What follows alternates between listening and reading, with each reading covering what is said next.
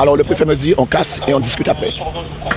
Voilà ce qu'on nous a dit. On casse et on discute après. Ça fait plus de 2 mois qu'on essaie d'avoir une discussion avec le sous-préfet qui est en charge de cette opération de concours de la force publique. Plus de 2 mois. Aujourd'hui, on demande sur quel principe, sur quelle base que la destruction a été faite. On me dit sur 2 décisions. Une décision administrative et une décision du tribunal correctionnel. Alors, la décision du tribunal correctionnel est effectivement datée du 28 novembre 2023.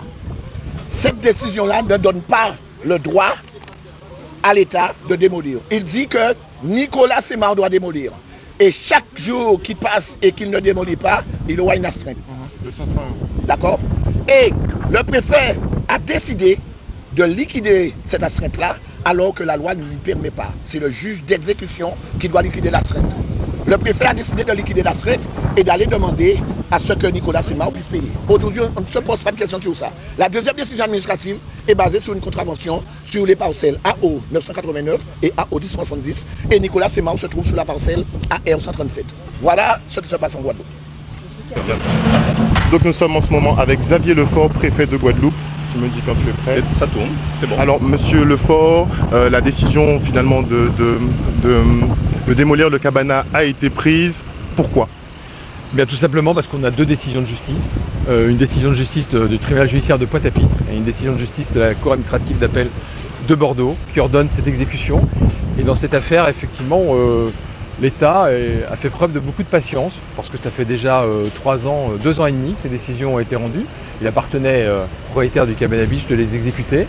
Il les a pas faites, il l'a pas fait. Et donc maintenant on est sur cette décision qui a été prise, qui a été mise en œuvre ce matin de destruction du Cabana Beach. Moi je voudrais juste rappeler qu'on est ici sur un site où on a construit un restaurant de plage sans permis de construire, en violation des règles d'urbanisme de la commune de Port-Louis, en violation des règles environnementales, sans aucune autorisation d'occupation temporaire du domaine public maritime, sur une zone préservée. Le juge, je crois que c'est le juge du tribunal judiciaire de Pointe-à-Pitre qui dit que c'est le patrimoine environnemental de la Guadeloupe. Voilà.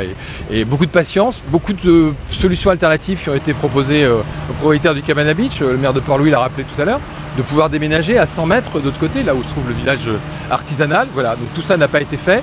À un moment donné, le préfet, son travail, c'est de faire respecter la loi dans son département, sur le territoire. Moi, je ne sais pas ce qu'on dit aux gens qui payent leurs impôts. Le propriétaire du Cabana Beach, il doit, au titre de l'arrêté d'astreinte du préfet, 500 000 € au trésor public. Il a construit ce restaurant de plage sans permis de construire. Alors, moi, j'ai une question. Qu'est-ce que je dis aux gens qui respectent leur permis de construire, qu'ils ont tort? Qu'est-ce que je dis aux gens qui respectent les règles d'urbanisme, qu'ils ont tort? Qu'est-ce que je dis moi j'ai vu un papa et son fils qui ont un chantier naval sur Goyave qui payent les redevances au titre de l'occupation du terrain.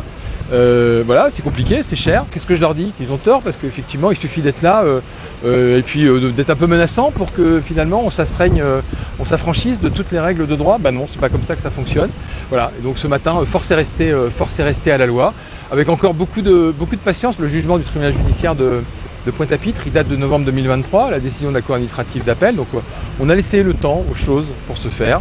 Et maintenant, la décision de justice s'applique. Alors on entend dire beaucoup de choses, voilà. Mais je ne suis pas là pour polémiquer.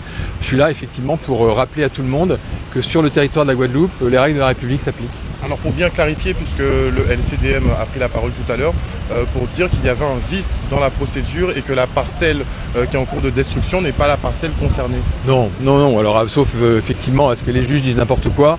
On est dans un état de droit, il y a des décisions de justice, il y a des appels de ces décisions de justice, etc. Alors je dirais, sans tomber dans la polémique, c'est un peu la technique de nos amis du LCDM, de contester, de faire un peu de l'obscurité judiciaire administrative autour d'un nombre de sujets. Non, il n'y a pas de sujet. Puis s'il y a un sujet, il se tranche devant le juge, c'est le travail du juge, etc. Moi j'ai 2 décisions de justice, je les exécute tout simplement, etc. Voilà. Donc il ne faut pas tomber dans cette polémique qui, à mon avis, n'a aucun sens. Vous pensez bien que s'il y avait le moindre doute sur l'effectivité de la décision de justice, l'État ne prendrait pas le risque effectivement de l'exécuter. Voilà. Est-ce que le transfert de Nicolas Semar dans le village artisanal sera effectif? Alors ça, faut poser la question au maire de Port-Louis. Voilà. Je crains, compte tenu des propos qui ont été échangés ce matin, que les relations soient un petit peu compliquées. Voilà. Donc ça, c'est pas au préfet d'y répondre.